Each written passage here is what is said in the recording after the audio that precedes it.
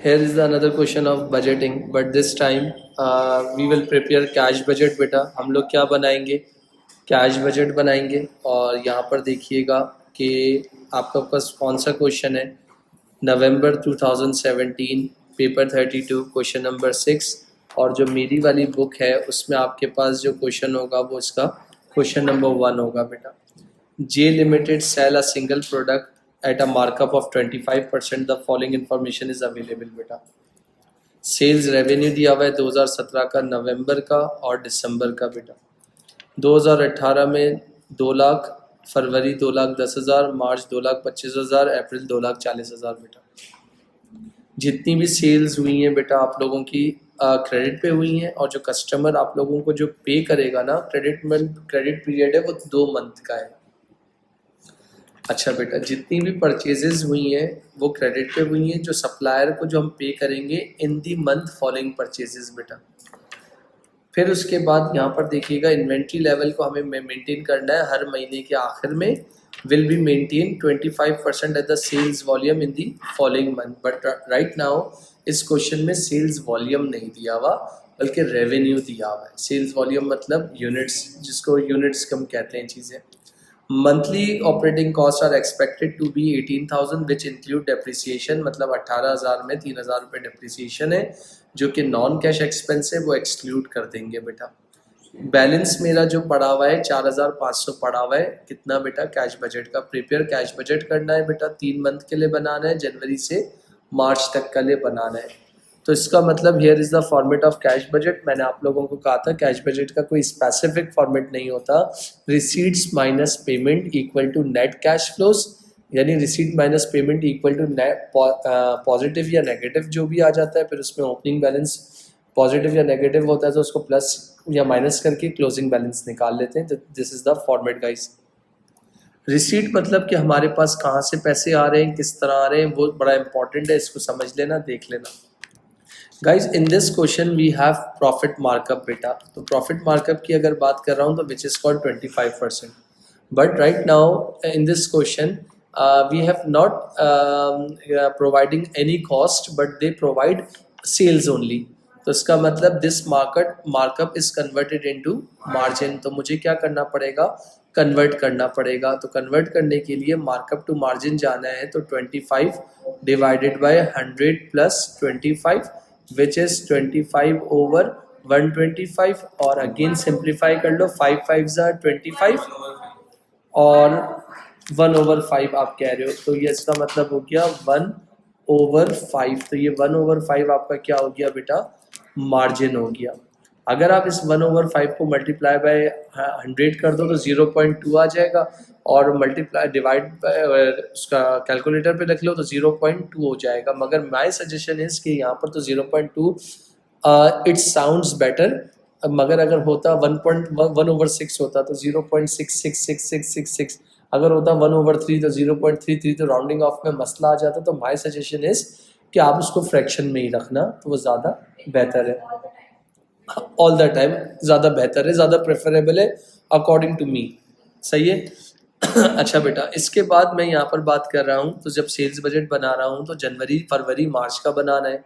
तो इसका मतलब जो मैंने नवंबर में बेचा था लोगों को तो उसके पैसे मुझे कब रिसीव होंगे? जनवरी में. तो कितने का बेचा था?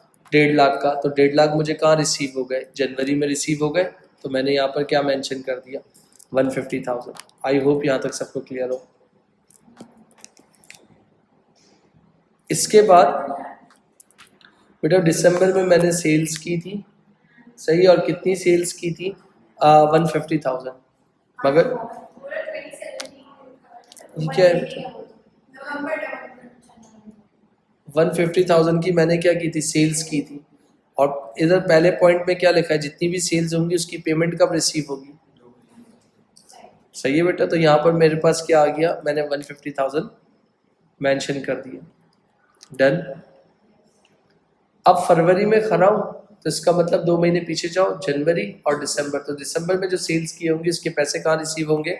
फरवरी में. कितने हैं बेटा? 180. रवा क्लियर बेटा? आदमानी क्लियर? मार्च में खड़ा हूँ तो 2 महीने पीछे जाऊँगा. इसका मतलब है जनवरी में जो सेल्स की होंगी उसके पैसे कब रिसीव होंगे? मार्च में कितने? 2 लाख बेटा। नहीं बेटा, खुद ड्रॉ करना है। डन। इसके अलावा मुझे कहीं इस रिक्वायरमेंट में और कोई रिसीट दिख नहीं रही, बस जो थी वो लिख दी।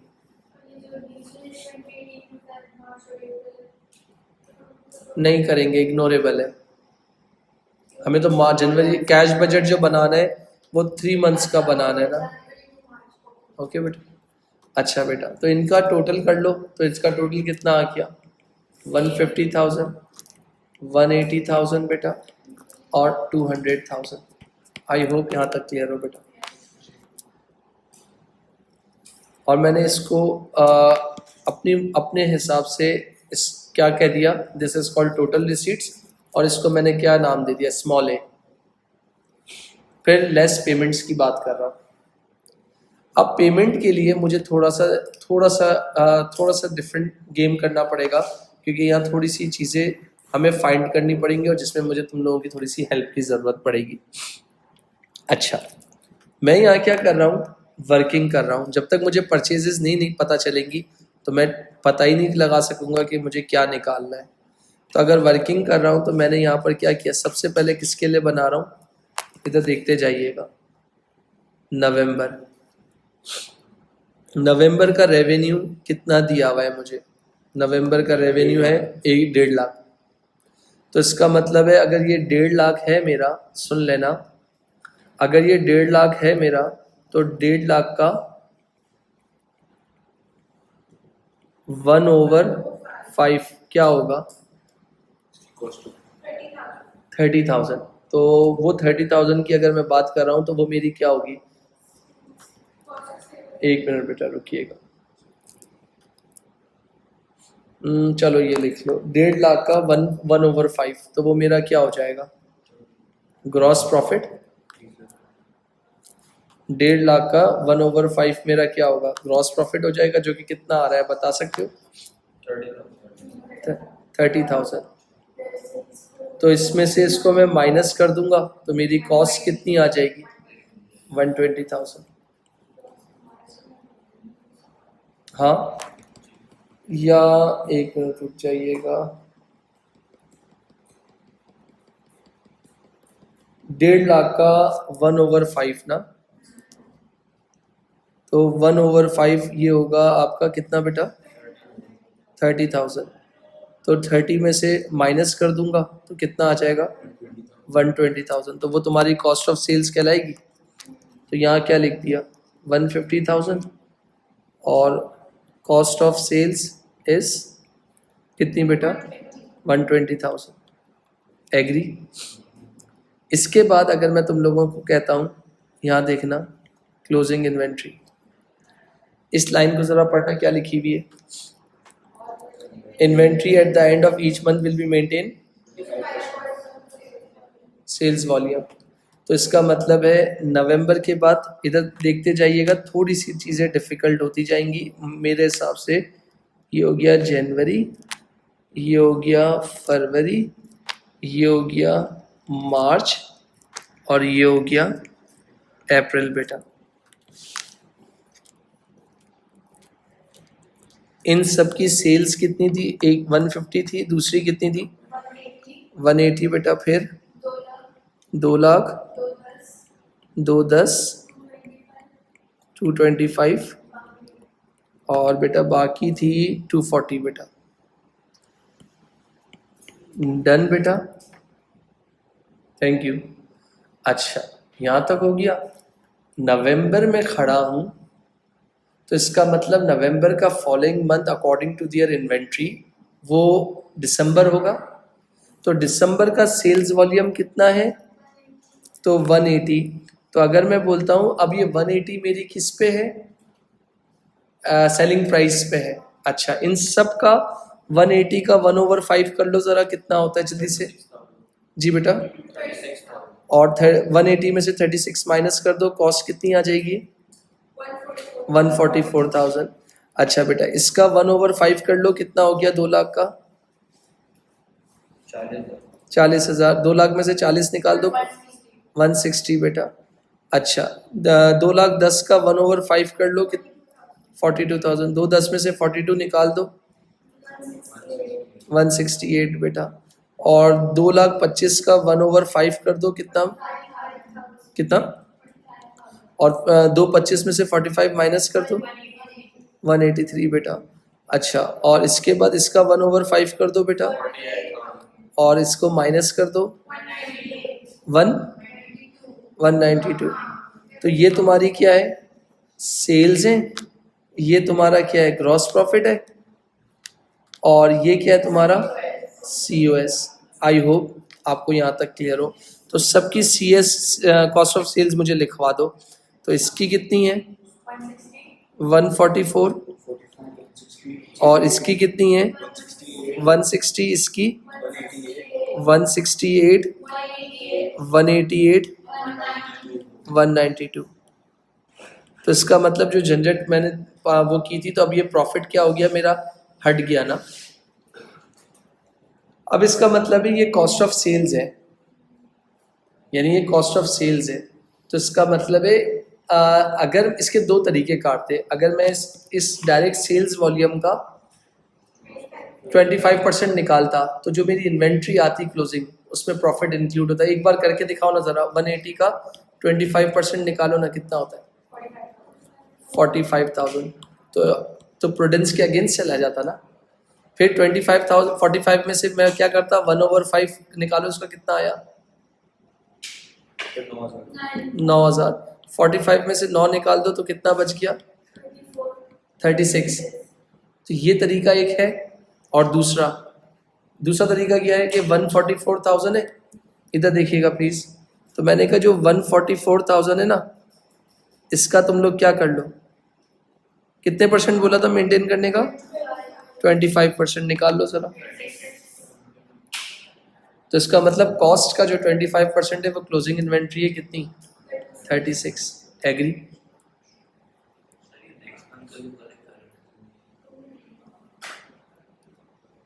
Inventory level at the end of each month will be maintained at 25% of the in the following month sales। तो इसका मतलब अब सुनना। अच्छा, ये बात हो गई। इधर देखिएगा प्लीज, बड़ी इंपॉर्टेंट चीज बोलने जा रहा हूं। ये क्या हो गया? कॉस्ट ऑफ सेल्स, जो कि तुम्हारा कितना आया था? 120। क्लोजिंग इन्वेंट्री तुम्हारी कितनी आई थी? 36। और ओपनिंग इन्वेंट्री तुम्हारी थी नहीं, निकल नहीं सकती थी। तो इसका मतलब तुम्हारी परचेजेस इधर की नहीं आ सकती।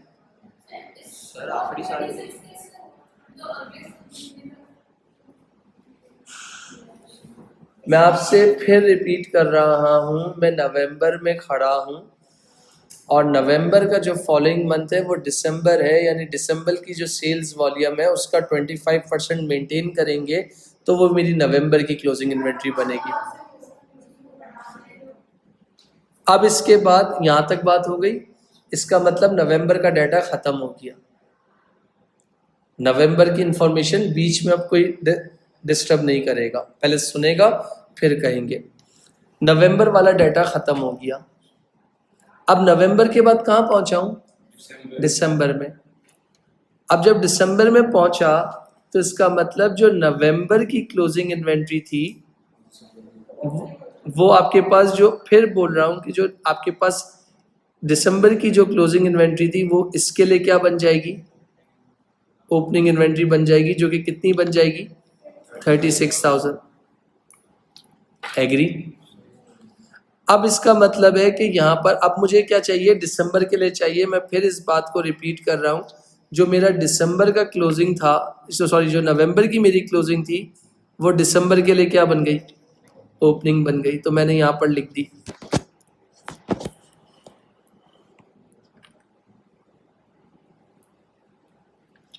जो कि कितनी हो गई? 36,000। डन। अब मुझे दिसंबर की क्लोजिंग चाहिए, तो दिसंबर का फॉलोइंग मंथ जनवरी होगा, अकल तो यही कहती है। तो इसका मतलब 160 का 25% निकाल दो, कितना होगा? जी बेटा, 40,000। डन बेटा। तो अब मैं इसको अगर रीअरेंज करता हूं तो मेरी इस साल की कॉस्ट ऑफ सेल्स कितनी थी? 144,000। और मेरी अब क्लोजिंग इन्वेंट्री कितनी आई है? 40,000। तो मेरी फाइनल परचेजेस इधर की कितनी आ जाएंगी, बता सकते हो?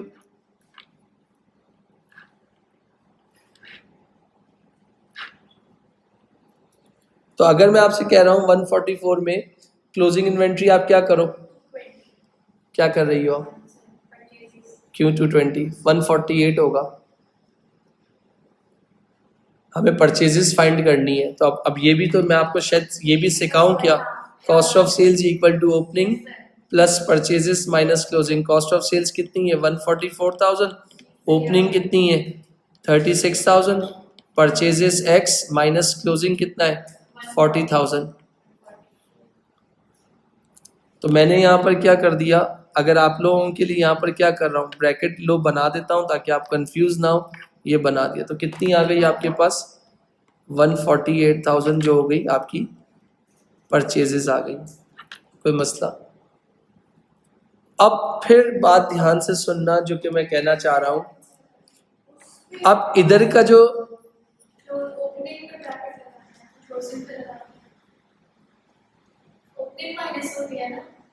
Opening plus purchases minus closing होता है बेटा।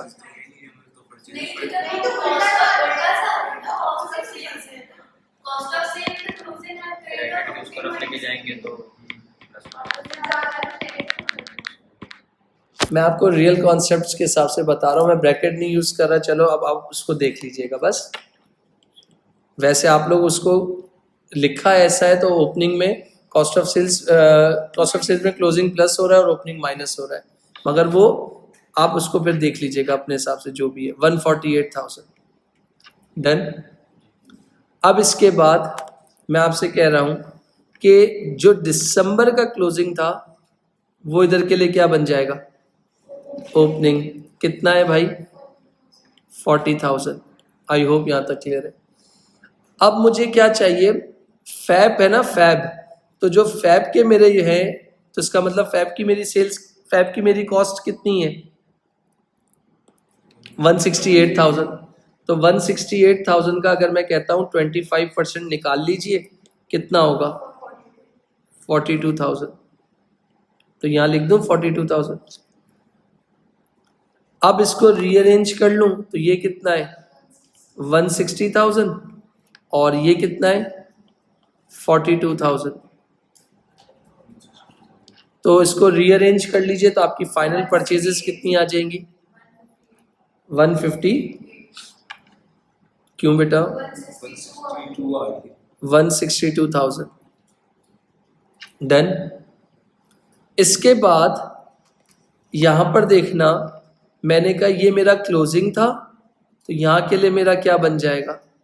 ओपनिंग, जो कि कितना बन जाएगा? 42,000। डन। अब मुझे फैब की क्लोजिंग चाहिए, तो मैं कैसे निकालूंगा? मार्च की जो कॉस्ट ऑफ सेल्स थी वो कितनी थी?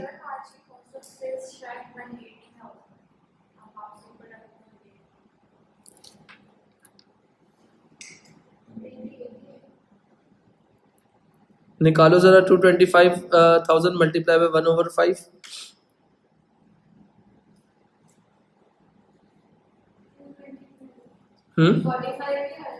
तो 225 में से 45 निकाल दो। ओके, थैंक यू बेटा।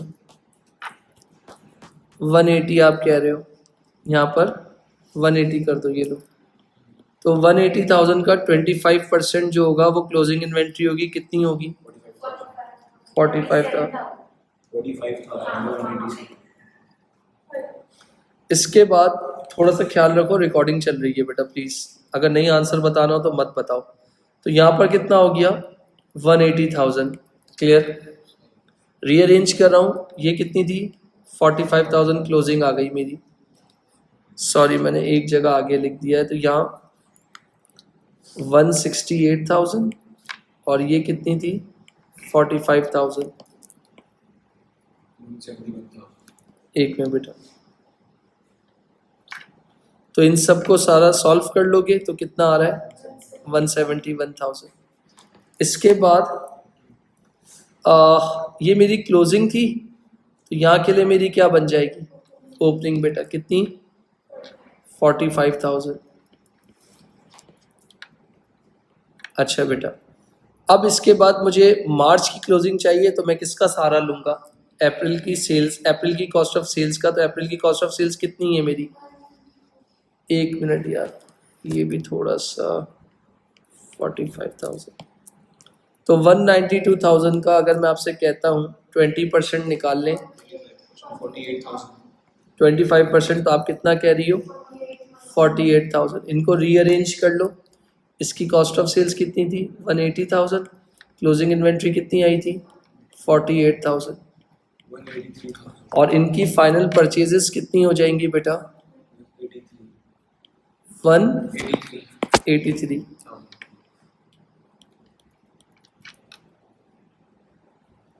180 माइनस 48 प्लस 45, 183 बेटा। अब इसके बाद मैं अप्रैल को छेड़ूंगा भी नहीं, क्यों, क्योंकि मुझे ज़रूरत ही नहीं है और आगे कोई इन्फॉर्मेशन बोली भी नहीं है। अच्छा, ये सारी कहानी हुई क्यों है, क्या वजह है, जितनी भी परचेजेस हुई थी all purchases are on credit and supplier are paid in the month following sales, और जितनी भी इन्वेंट्री थी वो फॉलोइंग मंथ की सेल्स के थ्रू आपको मेंटेन करना था। तो मैं यहाँ पर आया, मैंने यहाँ पर क्या लिखा, सबसे इम्पॉर्टेंट इधर मैंने अगर for example payment to trade payable या सप्लायर जो भी है कितना है, तो जनवरी में यानी फॉर एग्जांपल जनवरी में मैंने कितनी परचेजेस की थी, दिसंबर में मेरी कितनी परचेजेस थी 148, तो उसका मतलब वो पैसे कब दिए मैंने जनवरी में। जो जनवरी की जो परचेजेस थी 162, उसके पैसे मैंने कब दिए फरवरी में। और जो आपके पास मार्च की जो परचेजेस थी उसके सॉरी जो आपके पास कितनी बेटा सही है, फैब की परचेजेस कितनी थी, तो 171 मार्च में, आपको मार्च तक ही बनाना था। अच्छा, इसके बाद आप लोगों ने कुछ ऑपरेटिंग एक्सपेंस पे किया था अगर आपको याद हो तो 18,000 का पे किया था, मगर 18,000 में 3,000 रुपये नॉन कैश एक्सपेंस है डेप्रिसिएशन का, तो मैंने कितना हो गया 15,000, 15,000, 15,000। आपने 3,000 क्यों नहीं लिए, क्योंकि उससे आपका आउटफ्लो ऑफ मनी नहीं हुआ। तो इन दोनों पेमेंट्स, इन सारी पेमेंट्स को प्लस कर लो तो आपके पास क्या आ जाएगा टोटल पेमेंट, जिसको मैं अपनी लैंग्वेज में स्मॉल बी कह रहा हूँ बेटा। मुझे कोई बच्चा फाइनल एक मिनट बेटा, कितना बेटा 163, 177, 186। तो बेटा अगर मैं आपसे कह रहा हूँ यहाँ पर देखना नेट कैश फ्लो ए माइनस बी, तो ये ए है तुम्हारा और ये तुम्हारा क्या है, ये ए है ये बी है, इनका डिफरेंस निकाल लो क्या आएगा, कितना बेटा 13,000 आप नेगेटिव बोल रही हो, ओके 13,000 नेगेटिव है, और मेरे पास ओपनिंग कितना पड़ा हुआ है 4,500, पॉजिटिव था नेगेटिव था, पॉजिटिव था, तो -13 प्लस 4,500, तो क्लोजिंग कितना आ गया 8,500। तो ये 8,500 आपका नेगेटिव पॉजिटिव नेगेटिव बेटा, तो इसका मतलब जो पहले महीने में मेरा जो कैश पोजीशन है ना वो इतनी इफेक्टिव नहीं है, नेगेटिव है बेटा। ये इधर का क्लोजिंग था, तो यहाँ के लिए क्या बन जाएगा, पॉइंट नंबर 6 में लिखा हुआ है, ये इधर का क्लोजिंग था तो इधर के लिए ओपनिंग हो जाएगा। तो यहाँ पर देखना इधर का ए कितना था 180 और इधर का 177, कितना डिफरेंस है 27 पॉजिटिव नेगेटिव 3,000 क्या 3000 पॉजिटिव है और नेगेटिव ओपनिंग कितना पड़ा हुआ है, तो कितना डिफरेंस आ गया, 5,500 नेगेटिव बेटा। तो यहाँ का क्लोजिंग था तो यहाँ के लिए क्या बन गया, और इसमें ये 2 लाख में से 186 निकाल दो तो कितना आ गया 14,000 क्या, तो 14 में से नेगेटिव माइनस कर दो 8,000। तो इसका मतलब है ओवरऑल एंड में आके जो मेरी कैश बजट था वो क्या हो गया, पॉजिटिव हो गया। This is the cash budget बेटा। बेटा ये जो था आपके पास 9 मार्क का था, सारा गेम आपकी वर्किंग के ऊपर था। अच्छा बेटा, अब इसके बाद मुझे क्या बनानी है, बजटेड इनकम स्टेटमेंट बनानी है, जिसको हम लोग अपनी लैंग्वेज में क्या बोलते हैं, मास्टर बजट जिसको कहते हैं। बजटेड इनकम स्टेटमेंट कह लो या बजटेड एसओएफपी कह लो, यानी 3 महीने की एक साथ बनानी है। तो यहाँ देखना,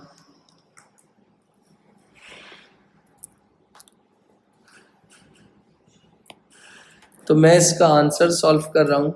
क्या था, पार्ट बी, मुझे क्या बनाना है, बजटेड इनकम स्टेटमेंट। कब के लिए बनानी है, 3 महीने के लिए बनानी है, और वो 3 मंथ कब एंड हो रहे हैं, मार्च में हो रहे हैं।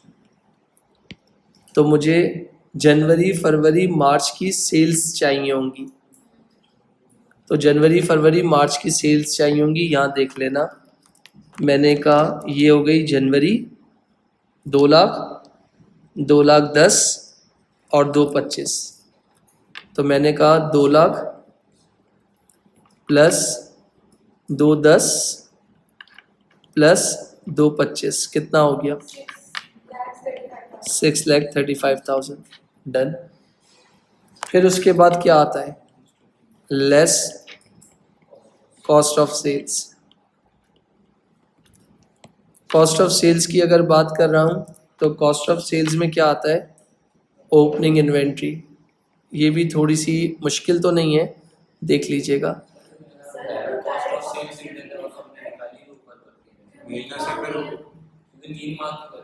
एक मिनट रुक जाइए, ओपनिंग इन्वेंट्री एक मिनट प्लीज बेटा, वर्किंग 3 माह की हो कुछ भी हो क्योंकि शो करनी है, रुक जाइएगा। मैं जनवरी से बनाना है ना, तो इसका मतलब जो मेरा, अगर मैं बात कर रहा हूँ जो दिसंबर की मेरी क्लोजिंग इन्वेंट्री होगी वो जनवरी के लिए ओपनिंग होगी। तो जो दिसंबर की मेरी क्लोजिंग थी वो ये थी, तो वो जनवरी के लिए क्या बन गई, ओपनिंग हो गई। फिर उसके बाद ऐड परचेजेस। तो परचेजेस मतलब जनवरी की कितनी है, 162, 171, 183। तो यहाँ कितना हो गया, 162, 1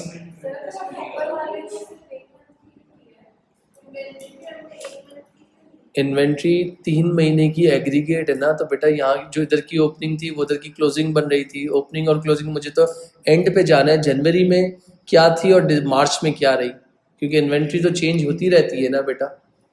तो ये तो कॉमन सेंस है। अब आप इन्वेंट्री तो प्लस करके तो नहीं ले सकते।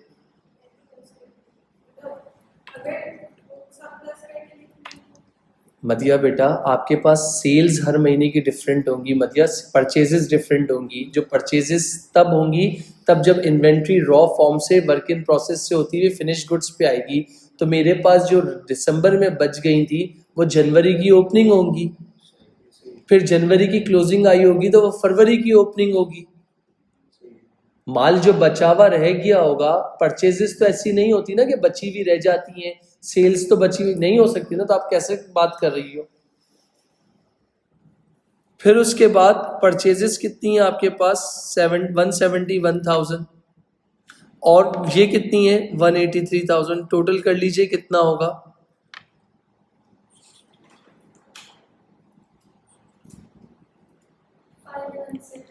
516,000।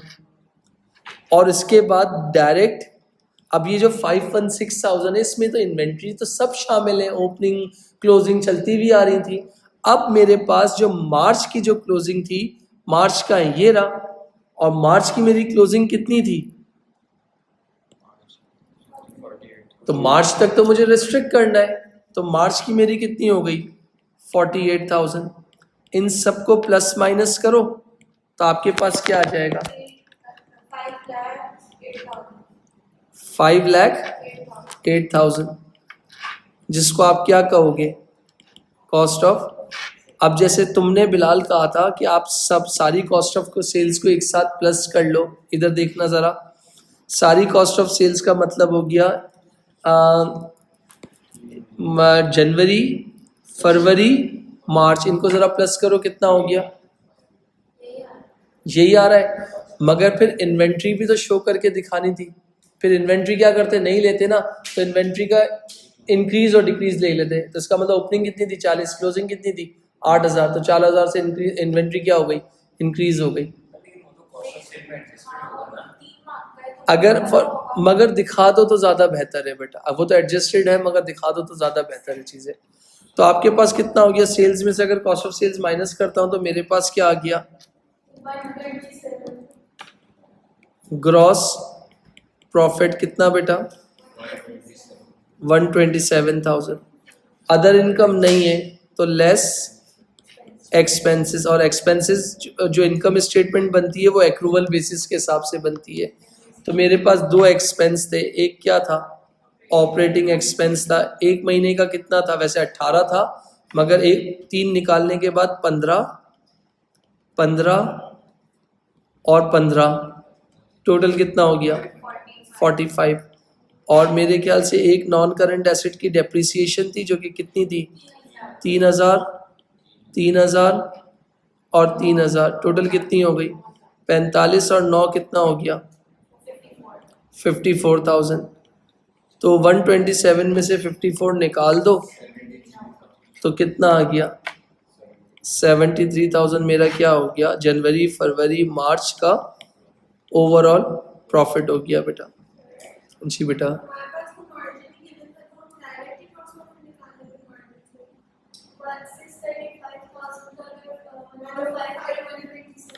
कर सकते हो, मगर आप लोग बहुत आगे जा रहे हो, क्योंकि 3 मार्क्स में उसको कुछ ना कुछ तो दिखाना है ना।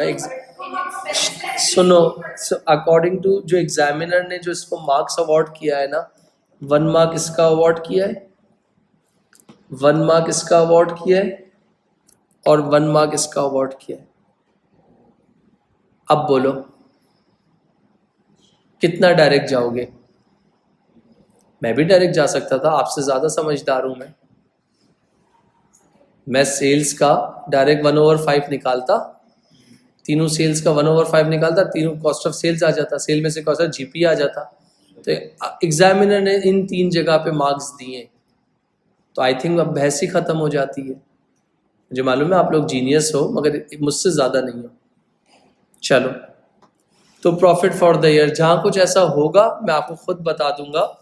अच्छा, अब इसका जो नेक्स्ट पार्ट है ना, वो मैं आपसे नहीं करवा रहा, और रीज़न भी ये बता रहा हूँ क्योंकि क्यों नहीं करवा रहा, क्योंकि मैंने अभी आपको cash flow statement according to IS 7 मैंने नहीं पढ़ाया। मेरा नेक्स्ट टॉपिक यही है, क्योंकि this is the last topic of our costing बेटा, जिसको बजटिंग। फिर इसके बाद हमारे पास कैश फ्लो स्टेटमेंट रह जाएगा, वो मैं आपको बता दूंगा। तो ये पार्ट मैंने आपको छोड़वा रहा हूँ, क्योंकि प्रॉफिट रिकन्सिलिएशन करना है आपको, कोर्स में है, मगर हम टॉपिक वाइज चल रहे हैं, तो इस वजह से मैंने ये स्टेप आपको छुड़वा दिया है। फिर उसके बाद अगर मैं आपसे बात करता हूँ यहाँ पर नेक्स्ट एरिया की तरफ आ जाओ। नेक्स्ट पार्ट में the director are considering investing 60,000 in the new computer system to improve inventory control. मैं अपना पैसा इन्वेस्ट करना चाहता हूँ, किस में इन्वेस्ट करना चाहता हूँ? इन्वेंट्री कंट्रोल में। According to the payment term 50% is payable in March 2018 and the remaining 50% in the following month sales. इसका मतलब फॉलोइंग मंथ, तो इसका मतलब जो अभी जो मैं पेमेंट होगा 50% जो होगा 60,000 का 50% वो मैं मार्च में दे दूंगा। कितना होगा? 30,000। जो बाकी बच जाएगा तो मार्च का फॉलोइंग मंथ क्या होगा? अप्रैल होगा। ऐसा ही है बेटा। क्या डायरेक्टर को एडवाइस करो, डायरेक्टर वेदर और not they should purchase the new computer, justify your answer. कि उसको कंप्यूटर खरीदना चाहिए नहीं खरीदना चाहिए? अब आप जाहिर सी बात है, हम तो उधर नहीं है ना उसकी फैक्ट्री में। हम तो क्या है, कंप्यूटर की अगर खरीदेगा, कंप्यूटर खरीदने का मतलब है कि इन्वेंट्री कंट्रोल मैनेजमेंट सिस्टम है, जिसको ERP कहते हैं, जो इम्तियाज़, आगाज़, मोडाज चीज़अप में। तो जितना एफिशिएंट, जितना न्यू, जितना फास्टर कंप्यूटर होगा, उतना इन्वेंट्री को रिकॉर्ड करना उतना आसान हो जाएगा। अच्छा, अगेन वही बात, except any reasonable analysis 1 mark for decision and 4 mark for valid discussion point, यानी 4 मार्क्स तुम्हारी डिस्कशन यानी पॉजिटिव नेगेटिव और 1 मार्क इज योर ओपिनियन बेटा। Management decision will result in cash deficit for मार्च 2018। तुम्हारे पास क्या पोजीशन आई है मार्च 2018 में? अगर मैं बात कर रहा हूं, अगर तुम स्टार्ट के लिए तो management decision will result in cash deficit for March 18, there for possibly delay purchases. अगर मैं बात कर रहा हूं कि मार्च 18 की बात कर रहे हो, तो मार्च 18 में हमारे पास जो है द कैश डेफिसिट फेस करना पड़ रहा है। कितने का फेस करना पड़ रहा है चीज़ें आपके पास? यहाँ पर जनवरी में हमारे पास ओपनिंग, इधर देखिएगा, अगर मैं आपसे बात यहाँ पर बात कर रहा था, मेरे पास जो ओपनिंग पॉजिटिव में कितना पड़ा हुआ था 4500, और 13000 मेरा इस साल का आया था डेफिसिट, तो इसका मतलब 8500 हो गया नेट डेफिसिट। तो ये इधर का क्लोजिंग था, तो फैब के लिए क्या बन गया? ओपनिंग हो गया। फिर उसके बाद आपके पास क्या था यहाँ पर, जो 5500 अब यहाँ का क्लोजिंग था, तो वो मार्च के लिए क्या बन गया? ओपनिंग बन गया। फिर उसके बाद अगर मैं बोलता हूँ रिव्यू कैश बजट करते हो, तो after March to see if payment can be delay, arrange all alternative finance example loan या etcetera will occur, interest charges will affect profit. भाई आपके पास इतनी जो आपके बिजनेस का कैश बजट को देखते हो, तो कैश बजट को देख लो। तो कैश बजट देखने के बाद, अच्छा ये वाला सवाल जो है ना, ये वाला जो इंटरप्रिटेशन है वो इसके साथ लिंक कर रहा है, इस पार्ट के साथ। तो prepare a reconciliation from profit from operation for the 3 month ended period 31 March two the net cash at 31 मार्च। हमारे पास जब हमने कैश बजट बनाया था तो कितना पड़ा हुआ था? 8500 पड़ा हुआ था। मैं सिर्फ एक जनरल ओवरव्यू दे रहा हूँ। तो 8500 जब मेरे पास पड़ा हुआ था ना, तो उसमें से फिर मैंने क्या कर दिया, आपके पास जो नॉन कैश एक्सपेंस, जो मेरा ओवरऑल मेरा प्रॉफिट कितना आया था 73,000 का आया था, ऐसा ही था, जिसमें फिर मैंने नॉन कैश एक्सपेंस को प्लस कर दिया था, तो 9000 का। इन्वेंट्री मेरी इंक्रीज हुई थी, तो इसका मतलब मेरा आउटफ्लो हुआ था। ट्रेड रिसीवेबल मेरे इंक्रीज हुए थे, तो आउटफ्लो हुआ था। ट्रेड पेबल मेरे डिक्रीज हुए थे, तो इनफ्लो हुआ था। तो मेरे पास जो कैश जो बचना चाहिए था मार्च में, वो कितना बचना चाहिए था? 4000 रुपये। मगर मेरे पास स्टार्ट में पड़ा हुआ कितना है बेटा? 4500 रुपये। तो इसका मतलब हो गया 4000 ये और 4.5, टोटल कितना हो गया बेटा? 8500 रुपये मेरा डेफिसिट में था। मगर ये वाला पार्ट मैंने अभी तुम्हें करवाया नहीं है। तो इसके बाद हो गया तुम्हारे पास जो जो कैश 8500 रुपये पड़ा है वो डेफिसिट में पड़ा हुआ है। वो कैसे? बी पार्ट से आ रहा है, इस वजह से। वरना तुम अगर फॉर एग्जांपल क्रॉस क्वेश्चन कर सकते थे, सर हमारे कैश बजट में तो 8500 है, मगर जब हमने रिकनसाइल किया, चेक किया, तो वो आपके पास 8500 रुपये डेफिसिट हो गया था बेटा। फिर उसके बाद अगर मैं बात कर रहा हूँ तो एक और पॉइंट लिखता हूँ, अगर मैं मेरे पास इतनी पोजीशन नहीं है, मेरे पास इतना कैश नहीं है जिसकी वजह से मैं मशीन नहीं ले सकता, वी हैव डिफरेंट ऑल्टरनेट, कि मैं लोन लूँ। अगर मैं लोन लेता हूँ तो और उस पर मुझे क्या देना पड़ जाएगा? इंटरेस्ट देना पड़ जाएगा। Next point, ask supplier for more favourable payment term which do not impact cash flow as much. कि मैं अपने सप्लायर के पास जाऊं कि यार उससे बातचीत करूं, यार हम तुम्हारे पुराने कस्टमर्स हैं, हम कभी पेमेंट के मामले में डिले नहीं हुए, इस मरतबा हमारी लिक्विडिटी इतनी अच्छी नहीं है, कुछ अपनी पेमेंट टर्म्स में क्या कर दो, कुछ फेवर कर दो हमें, यार कुछ थोड़ा सा डिस्काउंट्स वगैरह दे दो, या जो है इंटरेस्ट वगैरह कुछ कम चार्ज कर लो, या एक्सवाइजेड जो भी है। फिर उसके बाद may have to delay payment to supplier slash expense which may affect credit terms और कॉन्फिडेंस ऑफ सप्लायर। अगर तुम सप्लायर को कॉन्फिडेंस में लेके ये काम नहीं करोगे और उसको डिले पेमेंट करोगे, तो तुम आगे जाके फ्यूचर में कैश डिस्काउंट अवेल नहीं कर सकते हो।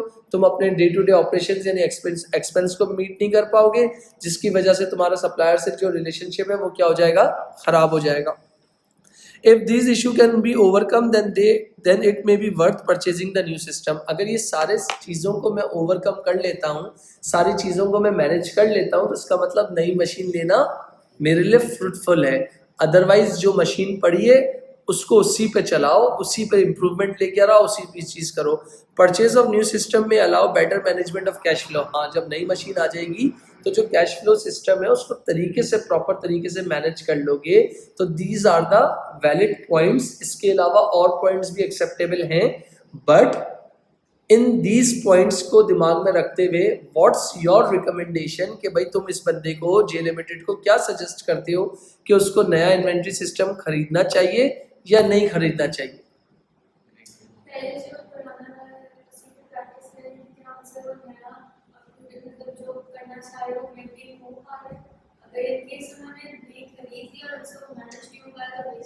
तो इसका मतलब your suggestion is no, your recommendation is no. Definitely यही चीज बनती है according to the scenario of this question कि भाई आपके पास जो है कैश बजट, कैश पोजीशन यानी लिक्विडिटी इतनी अच्छी नहीं है। पहले पुराने सिस्टम में इंप्रूवमेंट ले आओ, अगर उधर से कोई इंप्रूवमेंट आ जाती है, जो तुम्हारा नेगेटिव है, जो तुम्हारा डेफिसिट है, उसको पॉजिटिव करो और फिर इसके बाद नई मशीन की तरफ चले जाओ। अगर नई मशीन पे जाते हो तो उसकी ऑपरेटिंग कॉस्ट भी क्या होगी, हाई होगी, उस पर ट्रेनिंग कॉस्ट भी देनी पड़ेगी। तो वी हैव मल्टीपल डिसएडवांटेजेस, तो आपको इसी पे परस्यू करना चाहिए। तो this is the answer of cash budget बेटा।